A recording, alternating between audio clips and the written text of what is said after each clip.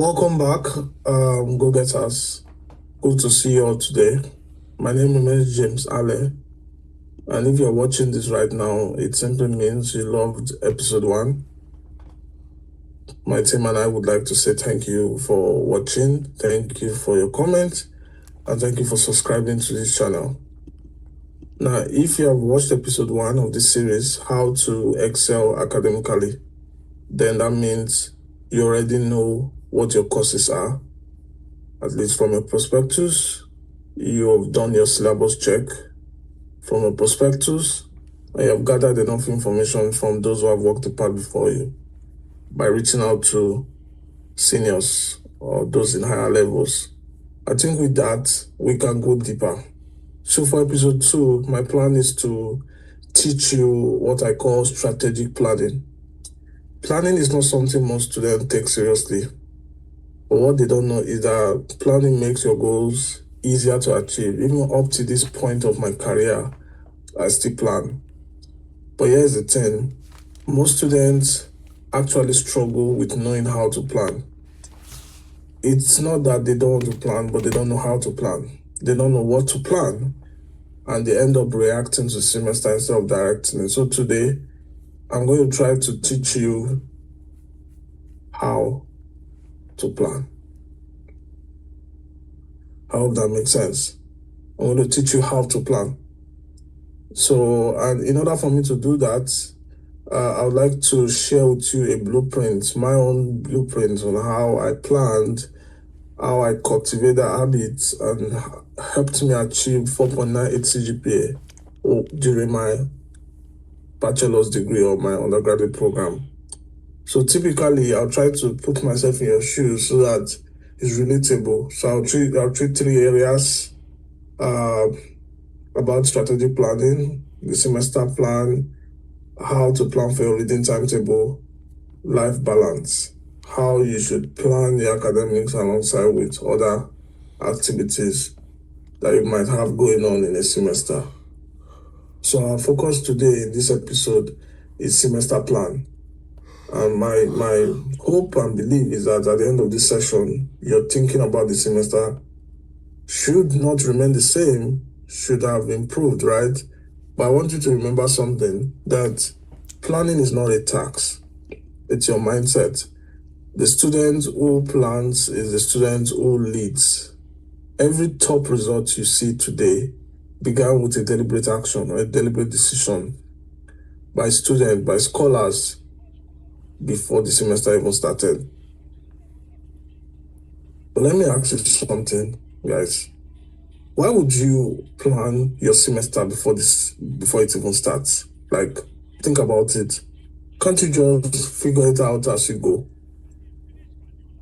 Now, if you think about this very well, you see that, to be very honest, there are a lot of students who go through the semester without any plan, and they still earn good results.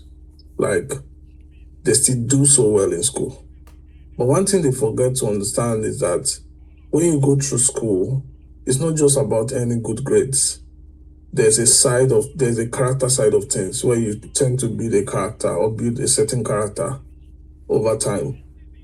Now, let me show you what it looks like for someone without a plan before the semester starts. Now, in the first week, that's week 1 of the semester, the guy is trying to figure out the timetable. Week 2, you're still trying to buy books, or you're trying to find materials, course materials to study for that semester. Week 3, then you realize that one of your courses has 6 chapters, and you have only 3 weeks left before resumption. There's so many of you that fall into this trap. Then week 6, you're already in panic mode. You're already wondering, how are you going to write the exams, because you did not get a chance to utilize your weeks in the semester properly. And that is what figuring it out as you go looks like for most students who go into the semester without a plan. But when you plan weeks before resumption, something different happens. You already know your courses.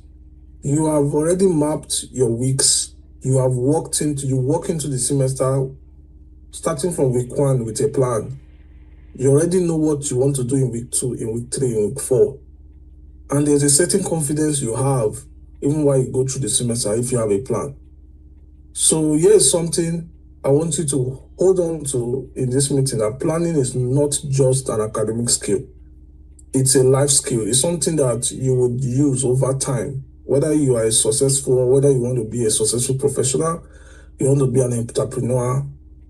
Every person doing any meaningful work in the world, they all plan. And you have to be intentional about your plans.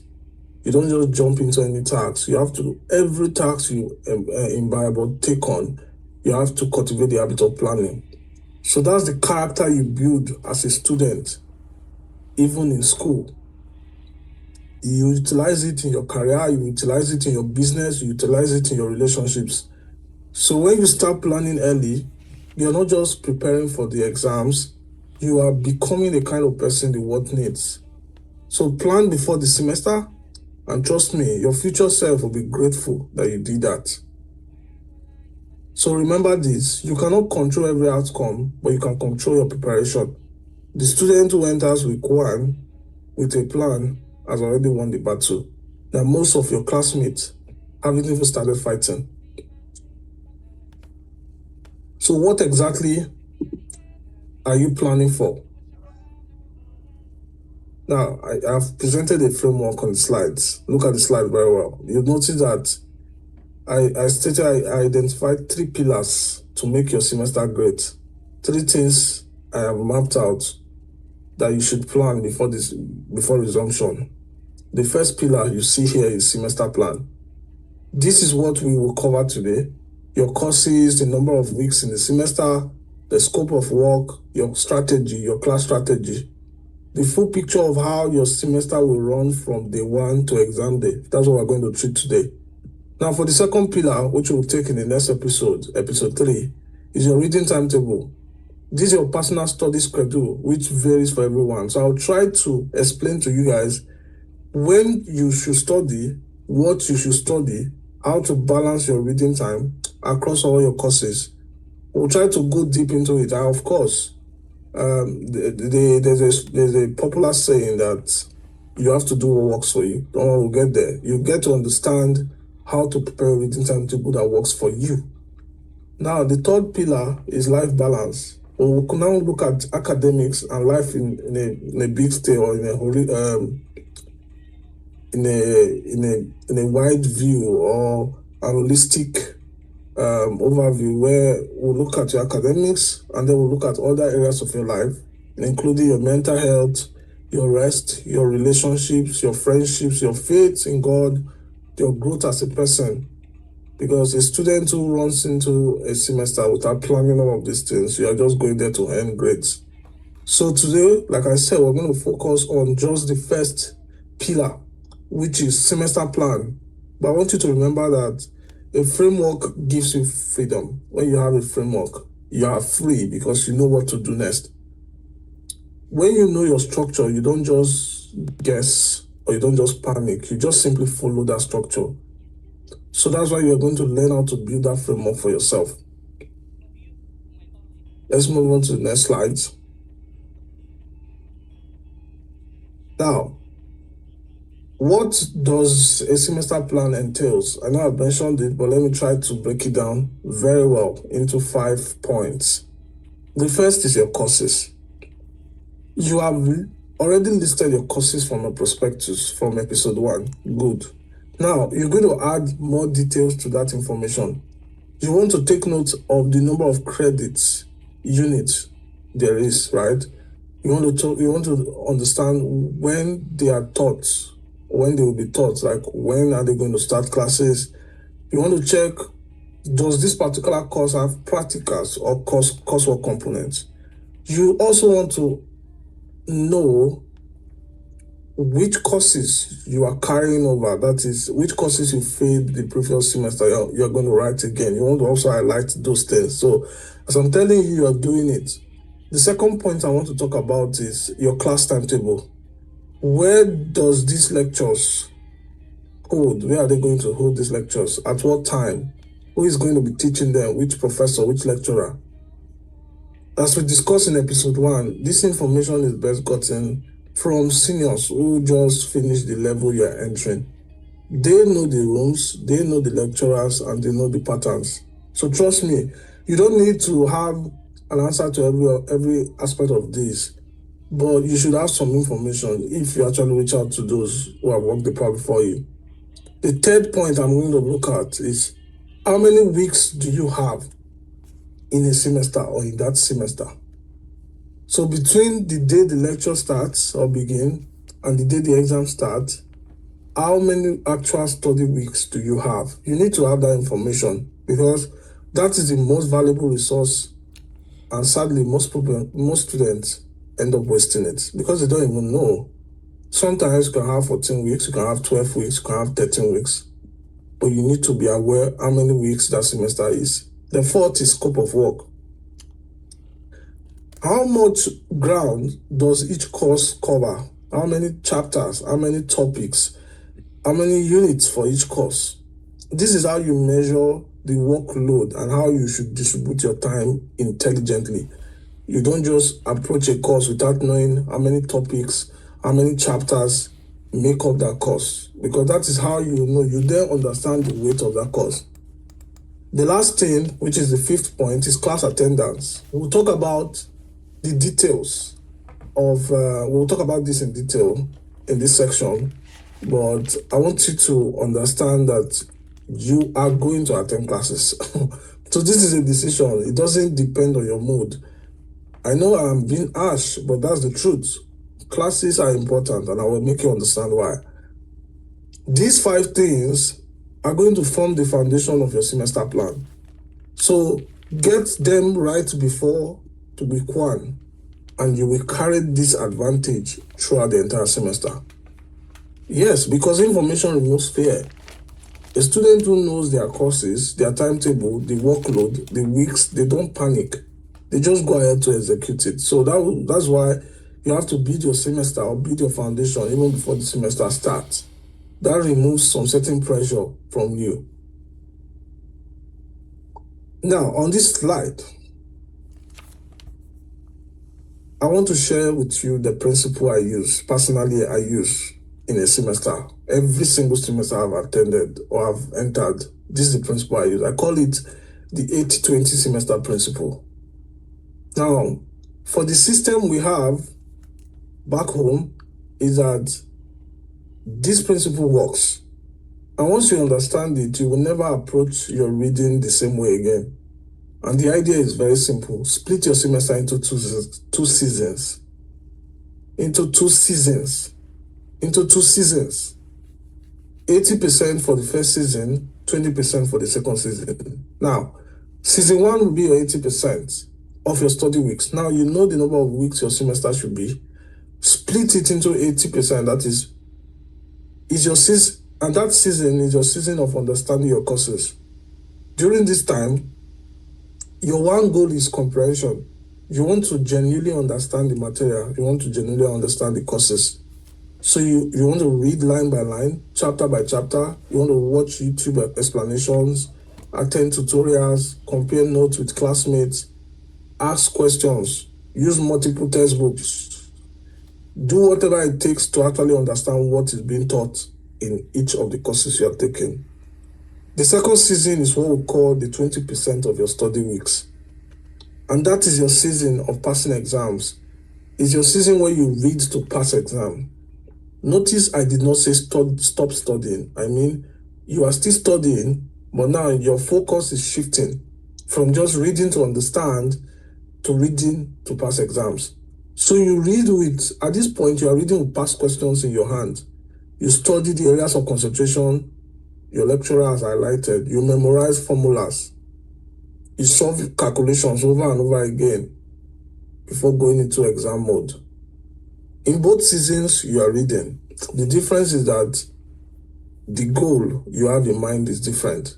For the first season, you are reading to understand in depth about each of the concepts that have been treated in the course. But in the second season, you are shifting that focus to passing exam. And this principle works.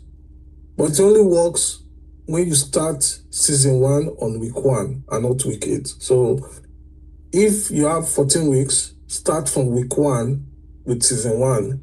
And then when you get to the 12th week, you start with season 2. So don't delay, don't postpone, don't procrastinate. You have to start reading to understand from the very first lecture. Now, let's move on to the next slides, where I will show you how you can practice everything I've said. So I'm going to paint a scenario to everybody. I call her Esther. So Esther will be our case study today. Now let's assume that Esther is a 300 level student with a 14-week semester ahead of her. Her semester is 14 weeks. She knows her courses already from her prospectus. She has done all the information gathering from seniors, and now she is ready to plan, which I believe you should be at this phase or at this episode. And then she applies the 80-20 principle. That means 80% of 14 weeks is approximately 11 to 12 weeks. So she has to commit 12 weeks to season 1. She is reading to understand for 12 weeks. Then the remaining 2 weeks, we're going to say season 2. Here, she's reading to pass her exams. Now, during week 1 to 12, Esther reads every chapter thoroughly. She watches YouTube videos for the topics she finds difficult. She forms a small study group for her hardest course. She takes notes, not just to remember, but to understand. Then in week 13 and 14 of the semester, she switches her focus, she switches her jar. She pulls out past exam papers. She identifies which topics her lecturer focuses on. She carries out calculations over and over again. She memorizes definitions, and she does time practice runs. She put herself to test. So by the time she walks into the exam, or trust me, Esther won't be guessing. Esther will not have issues about forgetting what she has read. Instead of forgetting, she will be trying to execute everything that she has read. So this is not a fancy scenario. This is what happens when you plan deliberately and follow your plan with discipline. The question is not whether the plan works. The question is, will you follow everything I'm telling you now? She was not lucky at all. It was the harvest of the seeds that she planted from week 1 through to week 12. The problem with so many students is that you don't get to make these plans and you don't get to follow these plans. So do the work, and trust me, the results will come. Do the work, the results will come. Now, let me show you how you can use your school academic calendar to calculate your timing window or your planning window. I have pulled up a real academic calendar because most of our calendars looks like this, where you have the dates and you have what exactly is going to happen in that week. Now, I want you to look at this calendar very well on the screen. This is a second semester calendar, and based on what I have calculated, we have 15 weeks in total in this semester. Now, the first step is to find your return date. Find the date you're going to be going back to school. And from what it was stated there, student returns to hostel on Sunday, the 12th of April. Lectures begin in the very next day, Monday, the 13th of April. That is your week 1. Are you with me? Now let's go to step 2. Find your exam start date. Now, if you look at the calendar very well, they said for most faculties, exams begin on Monday, the 20th of July. That is your target end date. Now, the third step is you will then subtract the revision week from it. That's from 13th to 17th of July. Subtract the revision week. That week is not lecture time or exam time. This is just a transition time. So you would study during revision week, but it's not part of your structure plan. So step 4, count what remains. So you're counting from 13th of April to 12th of July before revision week. So that means you have approximately 13 usable study weeks. Now, if we are to apply the 80-20 principle I talked about, 80% of 13 weeks is roughly 10 to 11 weeks. And for understanding, that is what you should do for understanding season 1. You read to understand. Then the final 2 weeks plus the revision week forms your exam preparation season. So this is how you turn a semester calendar into your personal strategic plan. Pull out your own institution's calendar, run through the exact same step. You can go over the video again. Your weeks are the most valuable currency you can use for that semester. Count them, protect them, and spend them wisely. Time is one resource that you cannot earn back. So every week that passes without a plan is a week gifted to chance. Use your calendar now as your weapon, not a reminder. Know the weeks before they become regrets. Just like as I've explained. I hope that makes sense. So let's move on to course content distribution. Here is where planning gets really practical. Once you know how many weeks you have, you need to decide how to share those weeks across your courses. The key tool here is something I call the scope of work. Simply put it, how much content does each course cover? So if you have 7 courses, 8 courses, each of those courses you're asking, how much content? What's the scope of work like? You can get that information from your prospectus, from those who have attended the class before you. They can tell you how many topics or content they treated, right? And here's the principle. You need to treat every content or every bullet point or every number topic in that course outline as your chapter. So you have to treat it as a chapter. Then you allocate 1 week per chapter as your baseline. That means for every content or every topic or every chapter, you're saying you're reading that chapter for 1 week. That's your baseline. That does not mean you're going to stay for just 1 week. Now, let me make it more practical, or let me give you a concrete example. Let's assume we're having biochemistry 201 as an example, for instance, right? If the course outline has 6 major topics, let's say we have cell membrane structure, enzyme kinetics, carbohydrate metabolism, lipid metabolism, protein synthesis, and DNA replication. All of these are the topics under this particular course. Then you're looking at a minimum of 6 weeks for that course. Does that make sense? So some chapters may need 2 weeks because they are broader. That is why I said you need to know the weight of each course. It is from the weight of each course you know how many weeks, okay, you can predict will be for this particular topic. But starting with 1 chapter per week gives you the foundation to work from. Now, here is where it gets interesting. You have multiple courses. Let's say you have 7 courses with a combined total of 35 chapters or 35 topics, and you have 12 study weeks in season 1. That means, on average, you need to cover about 3 chapters per week across all your courses. That sounds manageable, and it is, but only if you start from week 1 and not week 4. So if you miss it at week 1, miss it at week 2, and you're coming to start reading at week 3, it becomes a problem. So you need to start reading at the very first week you start. I'll teach you how to prepare your reading timetable so that it doesn't look like you're stressing yourself. You are reading comfortably and you are fine. You are still doing other activities. That's the essence of these episodes I'm putting out there. But one important thing you need to note is that if you don't have your course outline yet, your best resource is once again from the seniors, those who have took the course before you. They will tell you exactly what was covered. They can give you their materials, their notebooks, what the lecturer emphasized, and which chapters were exam heavy. Don't guess, ask. Every large task becomes manageable when broken into weeks. That's the essence of what I'm saying.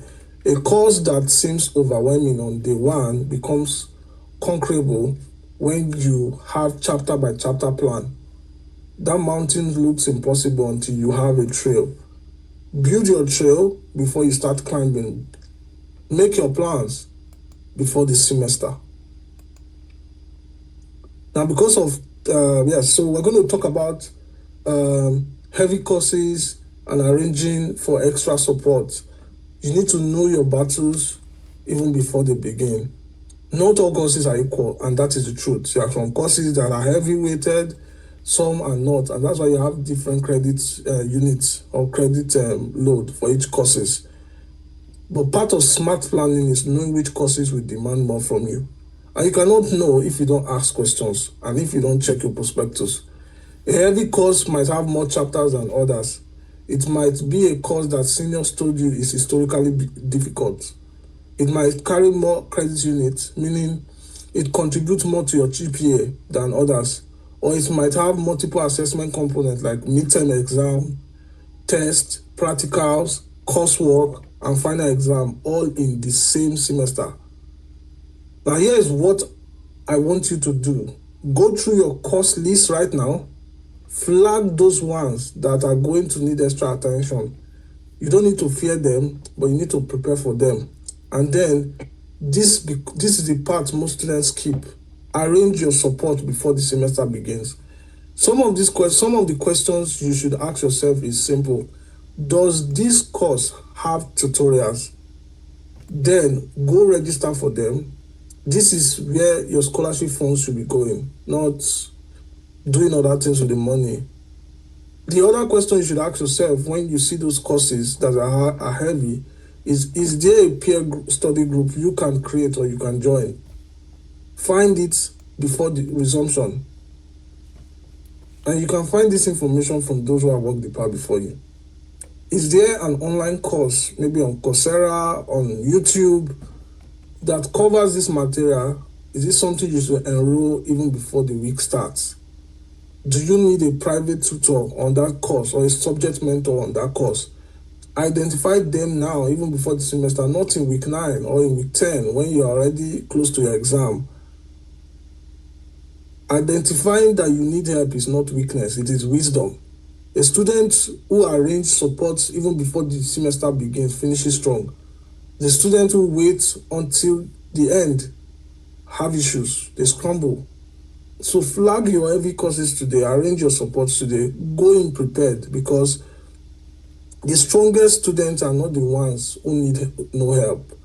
They are the ones who are wise enough to seek help before they need it urgently. Humility and preparation are two sides of the same coin. Know where you will struggle. Build your safety net before you ever reach that edge.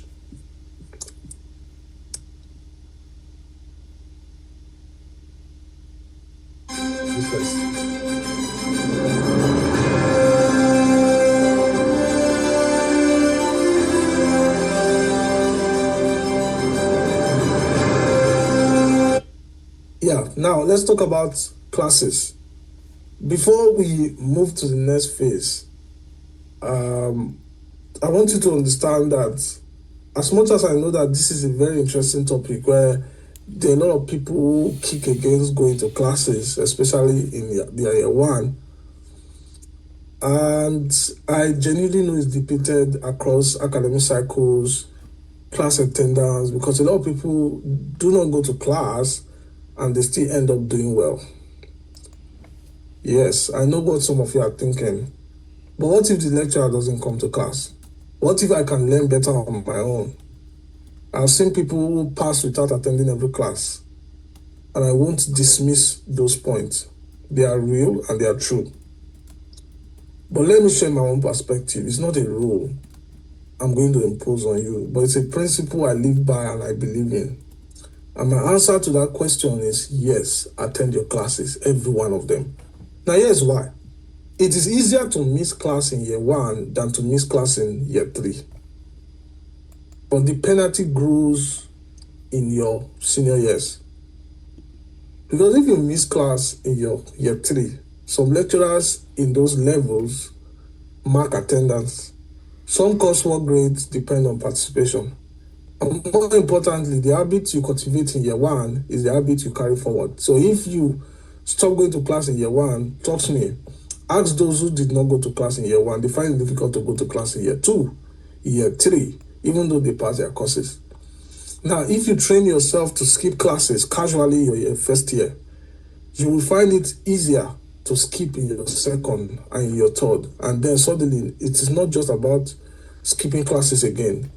It becomes building the wrong habits. Now, what about the very real problem? of lecturers not showing up. Now, here's a practical solution I would suggest. Elect class representatives who are proactive, because some of you do politics and you forget yourself in the process of doing politics. Select those who can lead well, who are proactive, because every lecture, the class rep's job is to confirm with the lecturer or the course lecturer whether the class is going to hold, and then update the class. If the class is cancelled, then your rep should notify the group. If it is holding, then you should go. This remove excuses and waste of time, right? You're not skipping classes because you assume it wasn't going to hold. You know it is not going to hold, then that is fair. So I want to also say something broader, from a broader perspective, that school is not just a place where you acquire knowledge or acquire grades. It's also a place where you build or acquire character.